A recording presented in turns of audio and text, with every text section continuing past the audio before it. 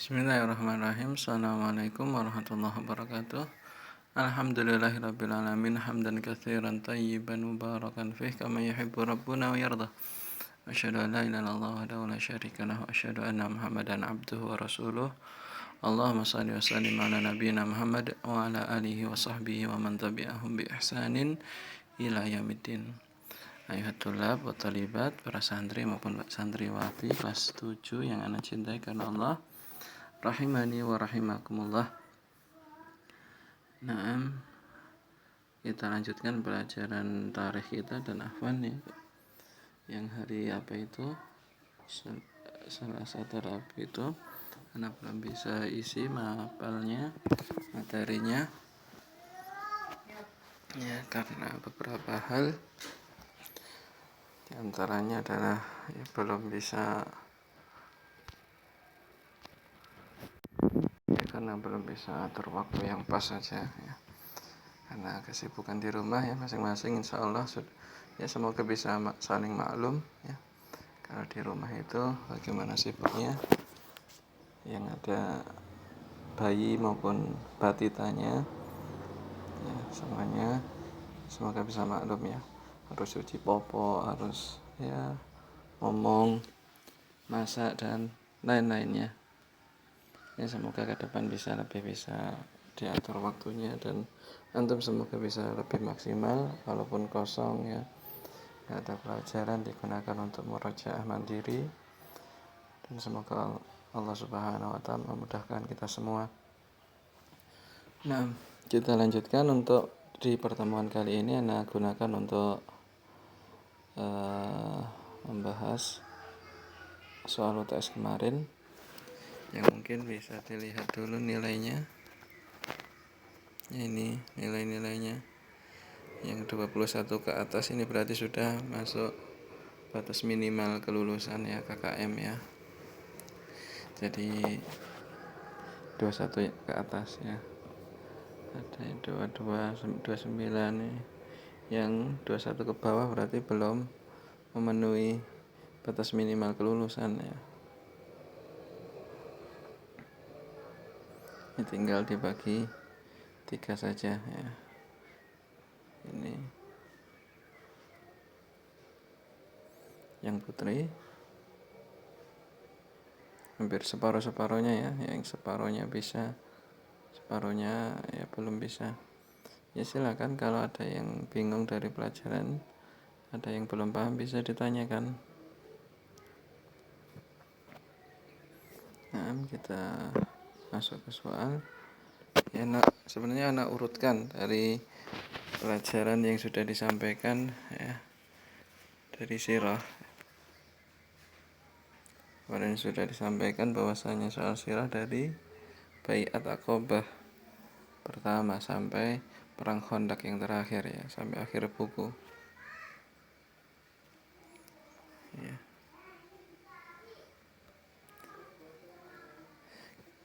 Nah, masuk ke soal ya. Bai'at Aqabah pertama terjadi pada tahun ya 12 yang benar ya. 12.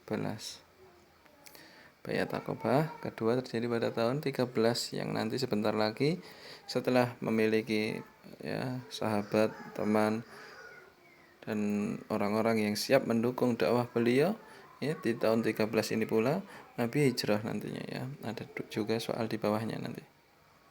Bai'at Aqabah tahun 12, Bai'at Aqabah kedua tahun 13. Ya setelah yang namanya Isra Mi'raj ya.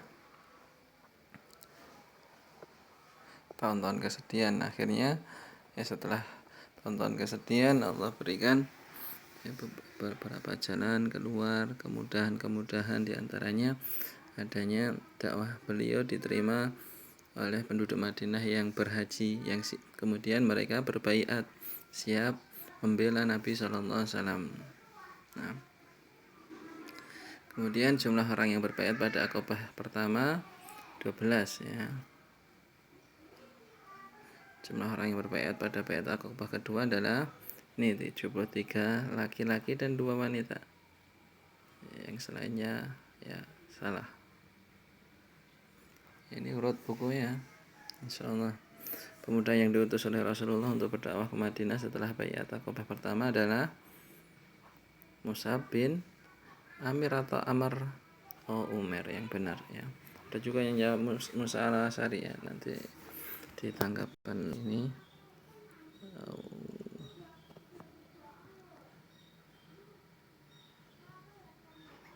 di sini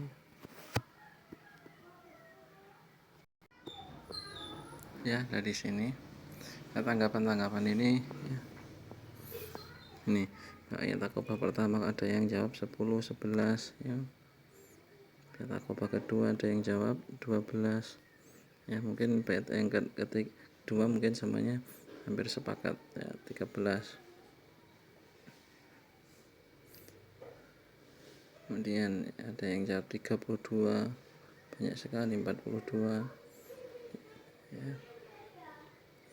Tolong untuk video-video atau YouTube yang sudah di share, disampaikan benar-benar untuk disimak.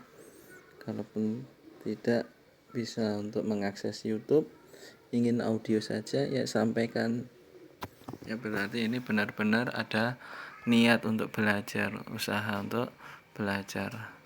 Kalau nggak susah untuk akses YouTube-nya, kan sebenarnya ada paket unlimited YouTube itu ya, beberapa ya jaringan itu banyak sekali unlimited YouTube itu ya, benar-benar disimak.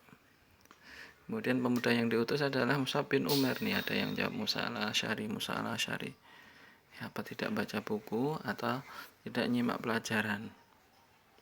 Rasulullah hijrah nih, ada yang 11, 12, padahal jelas 13 tahun ya.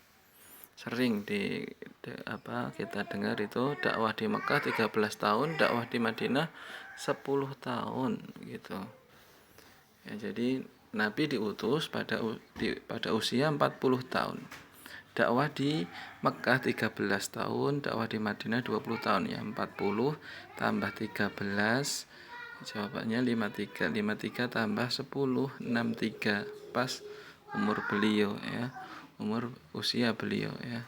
Beliau ya diwafatkan Allah Subhanahu wa taala di usia 63. 40 tambah 13, 40 diutus jadi nabi dan rasul, 13 dakwah di Mekah, 10 dakwah di Madinah ya. Kemudian di antara makar kaum Quraisy ya, adalah menyiksa beliau, kecuali adalah menyiksa beliau. Selainnya adalah makar kaum kafir Quraisy. Kita lihat di sirah atau di buku, yaitu di halaman Allah wa idyam kurubika itu ya, di halaman 74 ya. Ini berarti sebelum hijrah Nabi Sallallahu Alaihi Wasallam, yang kaum kafir Quraisy itu berkumpul di Darun Nadwah ya, kayak lembaga parlemen mereka bersepakat, mereka bermusyawarah apa yang harus lakukan terhadap Muhammad ini ya. Mereka memikirkan itu semua, memusyawarahkan itu di Darun Nadwah namanya ya. Kemudian kesepakatan ini dikabarkan oleh Jibril alaihissalam ya. Mereka ingin apa? Menangkap, memenjarakan beliau, membunuh beliau, atau mengusir beliau. Ini diantara kesepakatan mereka ya. Dan akhirnya mereka paling sepakat adalah membunuh beliau ya. Terus sehingga beliau ketika dikabarkan malaikat Jibril ya, mulai untuk berhijrah ya. Nanti yang kemarin sudah dijelaskan ya, bahwasanya beliau ingin dibunuh oleh kaum kafir Quraisy. Mereka mengumpulkan para pemudanya, kemudian mereka sepakat untuk membunuh beliau, hingga akhirnya ya, ketika diantara rencana hijrah beliau adalah meminta Ali untuk tidur di kasur beliau. Afan bukan kasur ya, di tempat tidur beliau. Afan ya, kasur tapi tempat tidur beliau. Ya.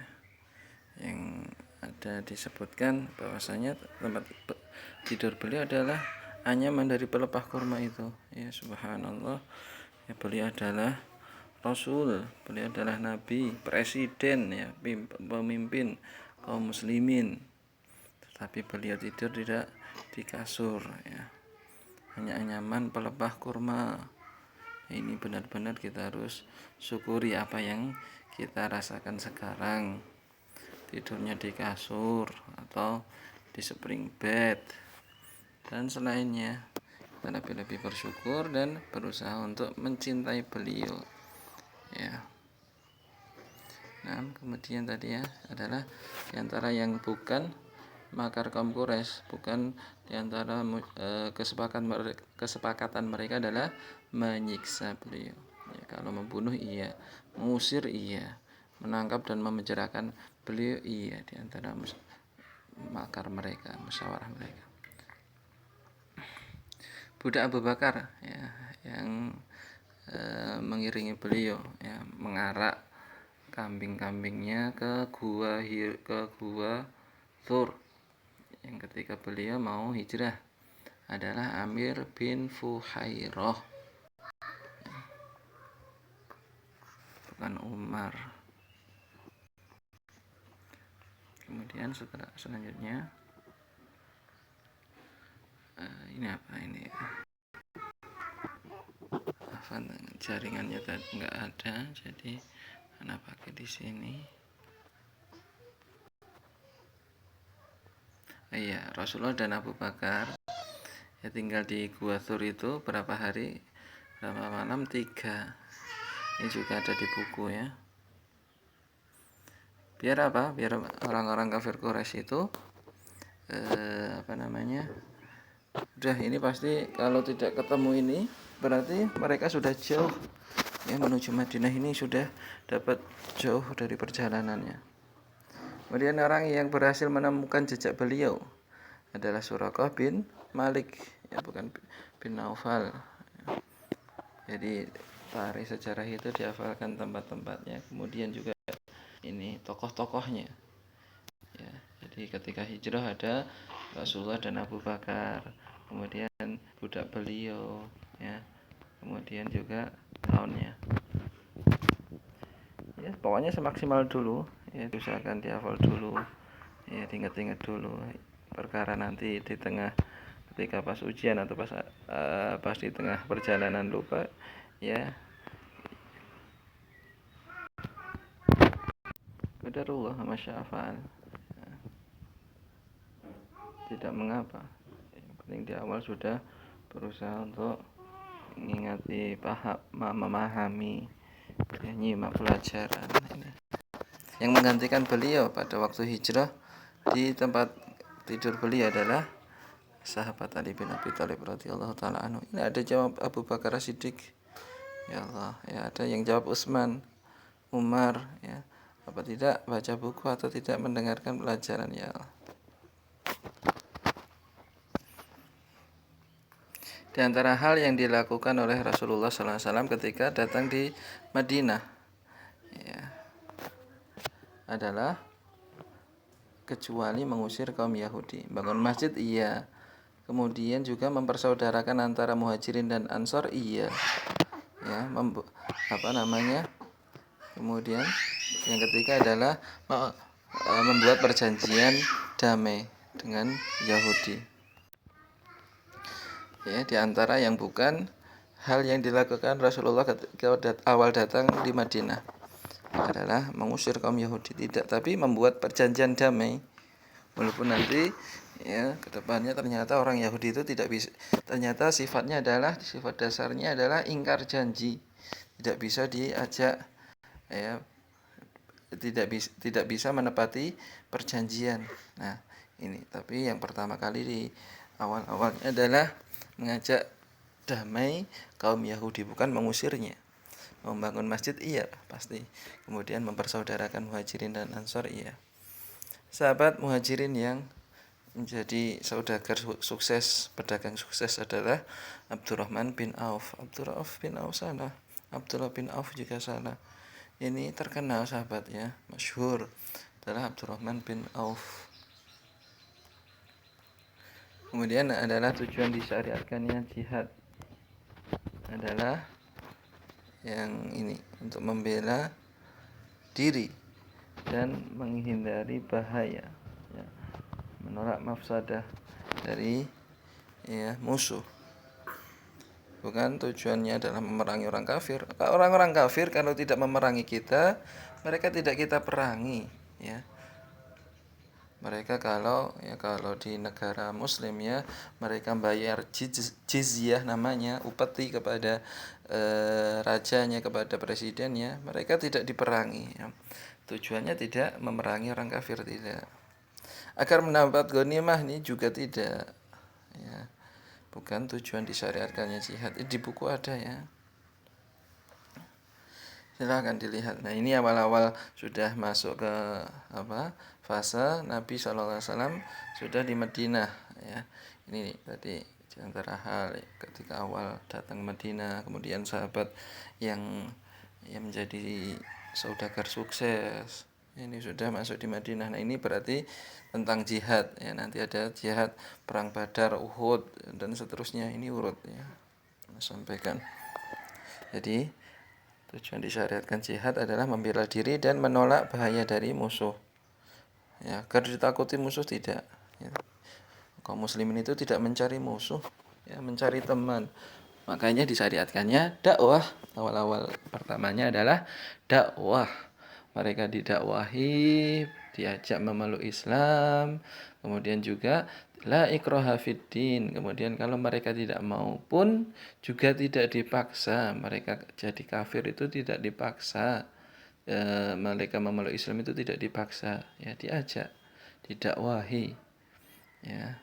Kalau mereka menjadi kafir tidak diperangi sampai mereka memerangi dahulu, ya. Agar ditakuti musuh juga tidak, agar mendapat ghanimah juga tidak, ya, adalah untuk membela diri dan menolak bahaya dari musuh. Yang bukan bentuk, ya, adilnya Nabi SAW, sifat rahmat beliau, santunnya beliau ketika perang, ya, adalah apa? Ya, soalnya lupa ingat.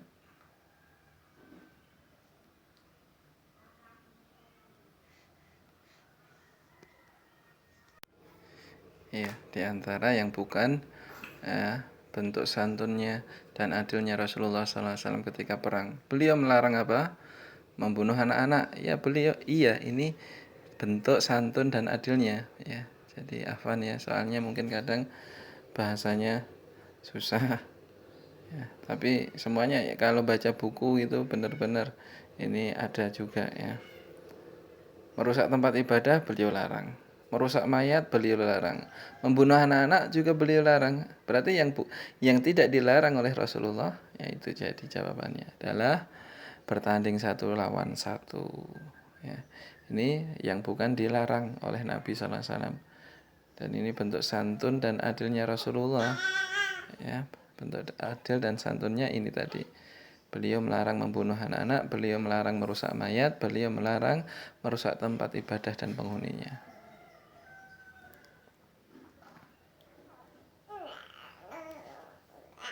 Nah, orang yang menampakkan Islam padahal dia benci terhadap Islam, ya, adalah munafik, bukan fasik. Nah, maafan, ya. Orang yang menampakkan keislaman tapi menyembunyikan kekufurannya adalah munafik, ya, bukan fasik. Fasik ini adalah orang yang merusak, ya. Orang yang rusak, yang jahat, kriminal, itu fasik. Perang Badar, ya, ini terjadi pada tahun 2, ya. Tahun pertama, ya, tadi di awal tahun pertama tadi yang bangun masjid, mempersaudarakan Muhajirin Ansor, berdamai kepada orang Yahudi. Ini menyusun kekuatan, ya. Kemudian di tahun kedua terjadinya perang Badar itu. Jumlah kaum muslimin ini pasti di buku dah tepat, ya, 319. Nah, ini hampir sepakat semua, ya. 419 ini ya mungkin ngantuk. Dua pentolan musyrikin yang gugur atau mati, tewas di perang Badar. Ya, siapa itu adalah Abu Jahal dan Umayyah. Ya, Abu Jahal dan Umayyah bin Khalaf. Umayyah bin Khalaf ini adalah tuannya atau ya majikannya Bilal bin Rabah dahulunya, yang menyiksa Bilal di terik matahari di panasnya gurun. Umayyah bin Khalaf ini ya tewas di perang Badar, dan Abu Jahal juga, ya, bukan Abu Lahab. Nah, sahabat yang memberi usulan agar dibuat ya sumur di dekat Badar itu adalah Al-Hubaib bin Mundhir. Ini harus benar-benar lihat buku, maksudnya baca-baca dulu sebelum ujian. Al-Hubaib bin Mundhir, ya bukan Mudir. Perang Uhud terjadi, nah ini setelah perang Badar, ya adalah di tahun 3 pasukan berkuda, ya.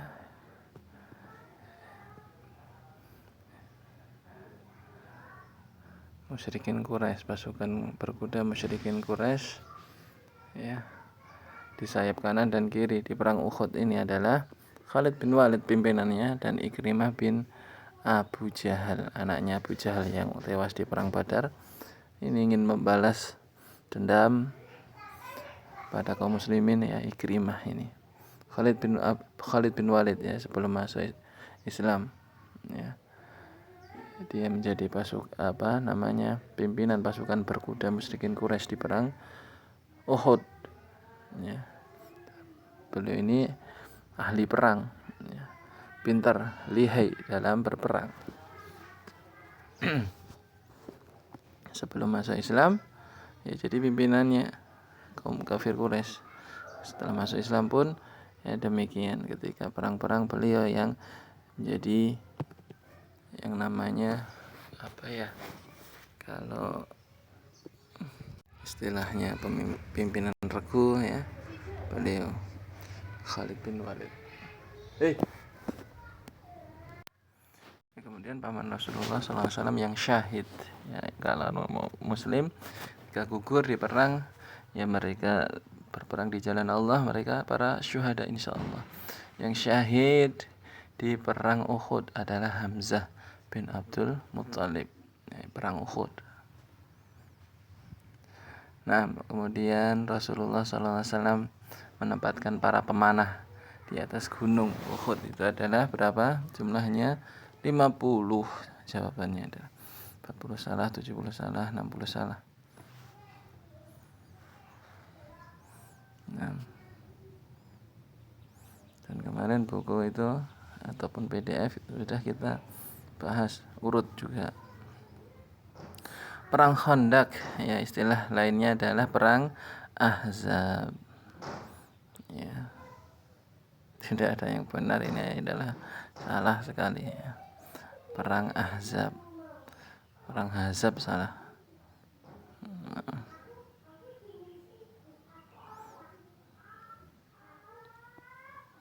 Kemudian perang Khandaq terjadi, ya, ini 2 tahun setelah perang Uhud, ya, di tahun kelima. Nah, beda, ya, ini sudah tahun Hijriyah, 5 Hijriyah.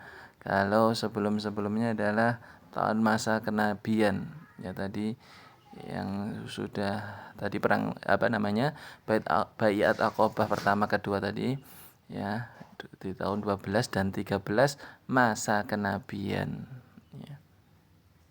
Ini sudah perang sudah di tahun Hijriyah, 2 Hijriyah, 3 Hijriyah, 5 Hijriyah. Ingat, ya. Penggalian parit ini adalah atas usul sahabat siapa? Salman Al-Farisi. Ini semuanya sama.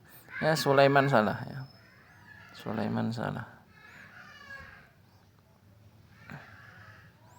Kemudian pada saat penggalian ya ada batu besar sekali keras ya, kemudian disampaikan kepada Rasulullah SAW. Ketika pukul oleh Rasulullah SAW, maka keluar cahaya beberapa kali ya, 3 kali ya. 3 kali keluar cahaya dengan 3 pukulan dan hancurlah batu itu juga. Jadi kecil-kecil, kemudian diangkat para sahabat. Itu pertanda apa? Adalah beliau diberi kunci memenangkan ya Syam dan Maghrib, kemudian Masyrik ya, kemudian juga adalah Yaman, yang bukan adalah Arab ya, karena jelas Arab adalah tanah kelahiran beliau yang mungkin dulu bukan Arab namanya. Tapi yang jelas pada saat penggalian pare terjadi peristiwa itu ya, ada batu yang besar, susah untuk dihancurkan ya. Kemudian beliau pukul dan keluar cahaya. Nah, ini pertanda beliau akan diberi kunci-kunci, diberi kemenangan, bisa menguasai Syam, Maghrib, kemudian Masyrik ya, barat maupun timur, dan juga Yaman, yang bukan adalah Arab. Ini karena soalnya adalah kecuali di akhirnya. Kemudian pada perang Khandaq perbandingannya berapa? Adalah 3.000 banding 10.000 jawabannya. Ya, 3.000 kaum muslimin, kemudian beberapa orang munafikin membelot di perang Uhud juga, di perang Khandaq juga, orang-orang munafik itu ya. Mereka berharap ya terjadi peperangan, mereka akan ikut berperang, tapi ketika datang musuh mereka membelot ataupun lari dari peperangan. Itu orang-orang munafik. Siapa yang diberikan kemenangan pada perang Khandaq? Jawabnya jelas kaum muslimin. Kaum kafir Quraisy mereka lari terbirit-birit ya, mereka ya barisan mereka kacau balau ya, karena ya yang masuk Islam itu siapa? Yang dari Gotofan itu ya. Mereka sudah tidak sepakat dengan Yahudi, tidak sepakat dengan Yahudi. Ya, awalnya mereka ya, sampai terkumpul pasukan 10.000 itu bersama Yahudi.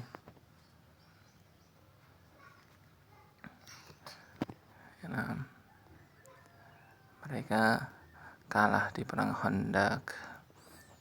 Maafan sampai setengah jam ya, mungkin sekali ya. Ini hitung-hitung ya, kemarin yang kosong.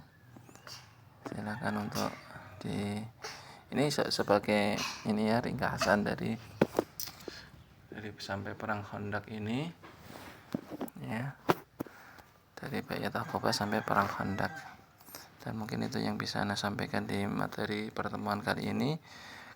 Ada benarnya dari Allah Subhanahu wa taala, semoga bermanfaat. Banyak khilafnya dari saya pribadi.